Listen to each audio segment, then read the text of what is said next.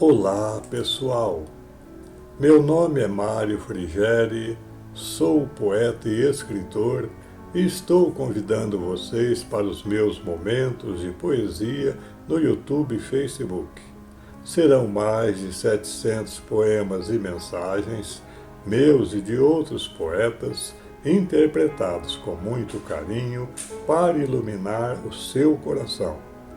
Venham comigo. As Bem-aventuranças do Evangelho, 9/9. As bem-aventuranças são o código divino para esculpir o cidadão do céu no cidadão da terra. Sua proclamação foi o início de um reino que nunca mais terá fim. Mário Frigeri. Nona Bem-aventurança, Galardão. Caros amigos internautas, Jesus, como fundador deste planeta, seu supremo governante e redentor da humanidade, sabia muito bem, quando fez o discurso da montanha, o caminho a ser seguido pelo ser humano para tornar-se bem-aventurado. As bem-aventuranças fazem jorrar da alma humana aquele rio de água viva de que fala Jesus em seu Evangelho. Sua proclamação foi o início de um reino que nunca mais terá fim, exatamente como está dito no livro de Daniel. Por isso, nosso Divino Mestre escolheu o melhor local para proferir a sua mensagem, o templo magnífico da natureza, representado ali pelas encostas verdejantes, a brisa perfumada e o céu azul, derramando sua luz diáfana sobre aqueles sítios silenciosos e solitários. Como vemos na Bíblia Sagrada, Jesus ensinava pela palavra e pelo exemplo. Assim, após preparar o coração de seus discípulos e do povo para a aragem polinizadora, que naquele momento iria lançar sobre as suas almas para fecundá-las, é que Jesus, como diz o Evangelho, abrindo a sua boca, passou a doutriná-los com ternura e serena majestade, dizendo: 9. Bem-aventurados sois vós, quando vos perseguem e quando vos injuriam, e mentindo, fazem todo o mal contra vós por minha causa. Exultai e alegrai-vos, porque é grande o vosso galardão nos céus.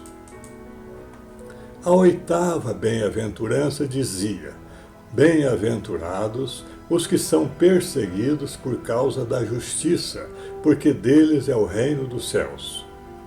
Vemos assim que esta nona bem-aventurança pode ser considerada o coroamento da anterior, passando, porém, da perseguição por causa da justiça para a perseguição por causa da fidelidade ao Cristo. Esta nona bem-aventurança, endereçada de maneira especial aos seguidores do Divino Mestre ao longo dos milênios, foi desvirtuada por falsos líderes religiosos de todos os tempos, sobretudo os corifeus ou donos das religiões humanas, que nela se escudam quando perseguidos por outras seitas ou pela justiça terrestre, para se apresentar como vítimas perante seus seguidores. Há nesta bem-aventurança, porém, uma ressalva fundamental, que é a chave de sua validade, constituída pelo seguinte gerúndio: mentindo. Os perseguidos somente desfrutam desta bem-aventurança celeste quando seus perseguidores estiverem mentindo. Se o líder religioso, porém, é perseguido em decorrência de crimes cometidos no exercício de seu ofício religioso, como, por exemplo, simonia, que é o tráfico de coisas sagradas ou espirituais, bem como de outras indignidades, então ele deu causa à perseguição, como qualquer criminoso vulgar, e nesse caso é simples mal-aventurado. Mas os que são perseguidos pela treva, porque realizam a obra do Cristo, esses têm garantido o seu galardão no céu. Todos os apóstolos do Cristo, diretos ou indiretos, que viveram antes ou depois dele, passaram por essa perseguição, notadamente Pedro, Tiago, João, Estevão e Paulo, entre outros. E os mesmos fatos se repetem ao longo do tempo, não somente com os seus seguidores no eixo religioso, mas também com os que, em outras áreas de atividade, representaram ideais nascidos da verdade, que é outro nome de Jesus. Os poderes dominantes a serviço da treva estavam decididos a não permitir que esses ideais florescessem no mundo.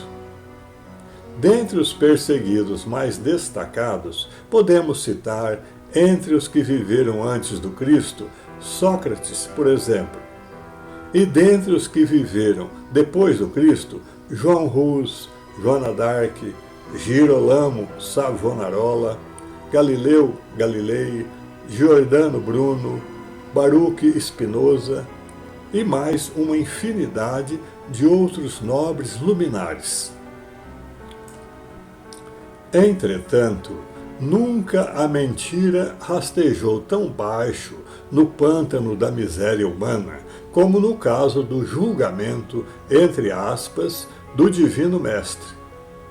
O Cristo foi julgado a toque de caixa por dois grandes tribunais, o judeu e o romano, conluiando-se ambos em conchavos e troca de favores, num vergonhoso arremedo de justiça, aliado à prevaricação por parte de seus magistrados, ou seja, ao descumprimento do dever legal por má-fé ou interesse suspeito. Em nenhum desses processos, como determinam as normas, Jesus teve acesso a defensor legal ou à proteção da toga. Sua condenação já estava decidida antes do processo, porque os sacerdotes e anciãos do povo já haviam decidido prendê-lo à traição e matá-lo, como vemos em Mateus capítulo 26. Sob as falsas acusações de que pervertia a nação, proibia o pagamento de tributo a César, alvoroçava o povo, e a mais grave de todas, blasfemara perante o sumo sacerdote, Jesus transitou de Anás a Caifás, de Pilatos a Herodes, do Sinédrio ao Pretório, sabendo o procurador romano que por inveja é que os judeus o haviam entregado, como diz também Mateus no capítulo 27. Não obstante isto, mesmo não achando nele crime algum, Pilatos, tomando uma atitude mais detestável que a de Herodes, que se manteve neutro no caso, lavou as mãos e com esse ato covarde de um juiz calhorda e desfibrado, entregou o Cristo à crucificação. Vamos apresentar a seguir as 7 irregularidades mais notórias desse processo infamante. 1. Jesus já estava previamente condenado. 2. Foi preso ilegalmente, pois na lei judaica não havia fundamento para sua prisão. 3. No julgamento de caráter religioso perante o Sinédrio, apresentaram-se falsas testemunhas e falsos testemunhos de acusação, o que violava o 8º mandamento do Decálogo, tornando o processo ilegal. 4. A sentença condenatória emanada do Sinédrio foi ilegal, porque em momento nenhum se apresentaram provas hábeis de que Jesus perverteu a nação ou amotinou o povo, tenha incentivado a desobediência civil ou blasfemado o nome de Deus. Essa suposta blasfêmia foi o foco central da condenação judaica. 5. Jesus foi agredido injusta e ilegalmente porque ele era no máximo suspeito, visto que ainda não tinha havido sentença definitiva e nem o julgamento estava concluído. Como o Sinédrio não tinha competência para decretar a sua morte, levou o Cristo a julgamento perante o poder romano, que é quem detinha essa competência. Aqui, porém, alteram astutamente o libelo. A acusação não é mais de blasfêmia contra a lei sagrada dos judeus, mas de atentado contra a lei política dos romanos. Jesus já não é o impostor que se inculca como filho de Deus. Ele é o conspirador que se coroa rei da Judéia em oposição ao único rei que devia ser reverenciado naquele tempo, César. 6.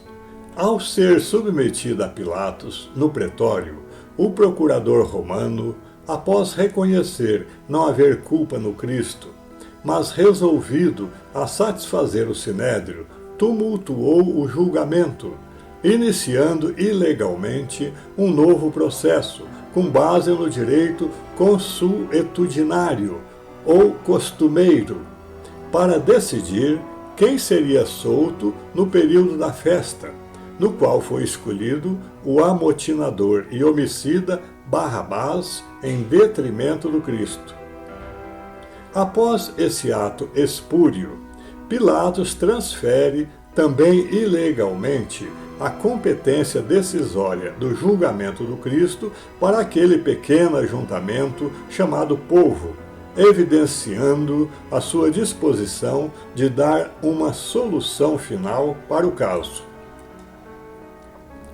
7.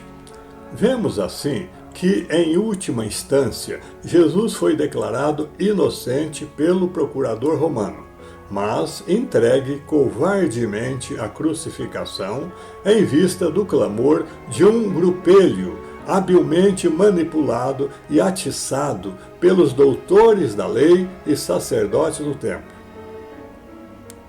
Esses elementos pontuais do julgamento do Cristo foram condensados por nós do artigo de Washington Luiz Nogueira Fernandes, intitulado A Farsa dos Julgamentos de Jesus, publicado em Reformador, Mensário da FEB, em sua edição de setembro-outubro de 1997, onde pode ser encontrada a exposição completa do caso, escrita com robusto embasamento. Analisando, por sua vez, esse procedimento corrupto que enodoou, como nenhum outro na história, a justiça humana, Rui Barbosa esculpiu estas palavras de fogo, estendendo-as como solene advertência sobre todos os tribunais do mundo em todas as épocas. Medo, venalidade, paixão partidária, respeito pessoal, subserviência, espírito conservador, interpretação restritiva, razão de Estado, interesse supremo, como quer que te chames, prevaricação judiciária, não escaparás ao ferrete de Pilatos. O bom ladrão salvou-se, mas não há salvação para o juiz covarde. E, finalmente, essa bem-aventurança é encerrada com estas palavras: porque é grande o vosso galardão nos céus. Galardão é recompensa por serviços valiosos prestados e, em sentido figurado, prêmio, homenagem, glória. Portanto, a perseguição por causa do Cristo, fundamentada em mentiras, irá proporcionar oportunamente ao perseguido que tenha servido fielmente a causa do Evangelho prêmios e manifestações honrosas no reino dos céus. E agora, vamos concluir esta série sobre as bem-aventuranças do Evangelho com essas 10 considerações finais. 1. Jesus, vendo as multidões, subiu ao monte. E nós, vendo Jesus, devemos subir também ao monte da nossa espiritualidade interior, para fazermos das bem-aventuranças a pedra filosofal de nossas almas, até a conquista da plenitude final. 2. Nas bem-aventuranças do Evangelho, o homem aprende a interiorizar a virtude da humildade e se torna criança aos olhos de Deus, como ensina Jesus. Se não vos tornardes como crianças, de modo algum entrareis no reino dos céus. 3. Nas bem-aventuranças do Evangelho, o homem supera as dores do mundo e dissolve as dores kármicas de sua alma. Renova-se e ressuscita no amor, permanecendo fiel à promessa do Cristo no Apocalipse, e Deus lhes enxugará dos olhos toda lágrima. 4. Nas bem-aventuranças do Evangelho, o homem vence a sua natureza animal, entroniza a brandura que emana do amor divino e atinge a mansidão vivida pelo Senhor no Evangelho, conforme a sua divina palavra. Aprendei de mim, que sou manso e humilde de coração. 5. Nas bem-aventuranças do Evangelho, o homem sacia a sua fome e sede de espiritualidade e se unifica à fonte de todos os bens universais, tal como ensina o Divino Mestre. Eu sou o pão do céu e a água da vida. Quem comer desse pão e beber dessa água, nunca mais terá fome e nunca mais terá sede. 6. Nas bem-aventuranças do Evangelho, o homem se integra na compaixão celeste e elimina a herança maldita de suas oferendas no altar do mundo, conforme a lição proporcionada por Jesus. Ide e aprendei o que significa misericórdia quero e não holocausto. 7. Nas bem-aventuranças do Evangelho, o homem purifica o coração ao banhar-se nas águas lustrais do Evangelho, permanecendo sob a proteção amorosa da aura do Cristo, de acordo com sua súplica sublime. Assim como o Pai me amou, eu vos amei. Permanecei no meu amor. 8. Nas bem-aventuranças do Evangelho, o homem aprende a opor a ação da paz à reação da guerra, encontrando a harmonia interior em sua unificação com o Príncipe da Paz, consoante o seu convite fraterno. Permanecei em mim, e eu permanecerei em vós. 9. Nas bem-aventuranças do Evangelho, o homem atinge a vitória pessoal sobre todas as perseguições do mundo e se torna um vencedor eterno e invencível diante de todos os vencedores transitórios da humanidade, conforme o exemplo do Senhor quando diz: tende bom ânimo, eu venci o mundo. 10. Nas bem-aventuranças do Evangelho, finalmente, o homem assimila e vivencia todas as virtudes do reino dos céus, de acordo com a exposição feita pelo Cristo, transformando sua alma num paraíso celestial e sendo elevado em razão disso às glórias imarcessíveis do cristianato com Jesus.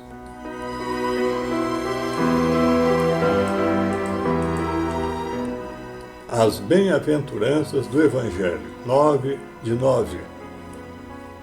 Caros amigos internautas, as bem-aventuranças do Cristo, tal como foram expostas de forma condensada nesta série de 9 vídeos, fazem parte de meu livro O Esplendor das Bem-aventuranças, publicado pela Mundo Maior Editora. Ao encerrarmos essa gratificante viagem pelas abençoadas páginas do Evangelho, queremos expressar nossa eterna gratidão a todos vocês pela atenção, pela paciência, pela boa vontade e pelos comentários sobre o tema com que nos honraram ao longo desse período. Que Deus abençoe a todos nós, agora e sempre, e que Jesus, em sua infinita misericórdia, nos guarde permanentemente em sua aura de paz. E para fechar com chave de diamante esta série, vamos ouvir as bem-aventuranças de Jesus no Sermão da Montanha, na abençoada voz do fundador da Legião da Boa Vontade, Alziro Zarur.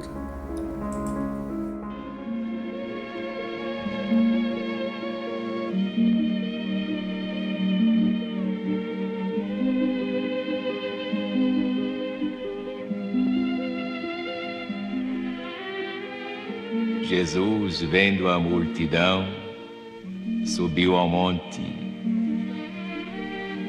e ensinava aos seus discípulos, dizendo: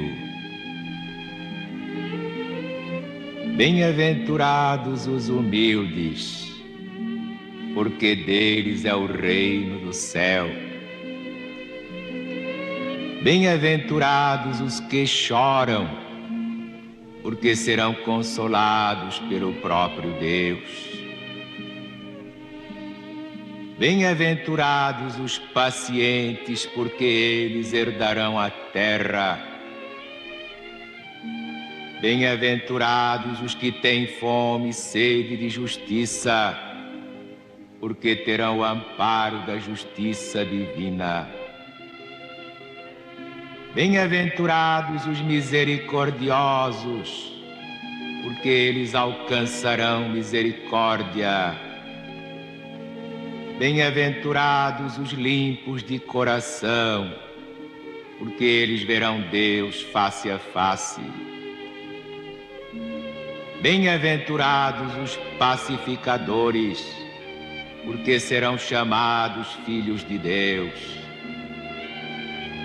Bem-aventurados os que são perseguidos por causa da verdade, porque deles é o reino do céu. Bem-aventurados sois vós, quando vos perseguem, quando vos injuriam, e mentindo, fazem todo o mal contra vós por minha causa. Exultai e alegrai-vos, porque é grande o vosso galardão no céu.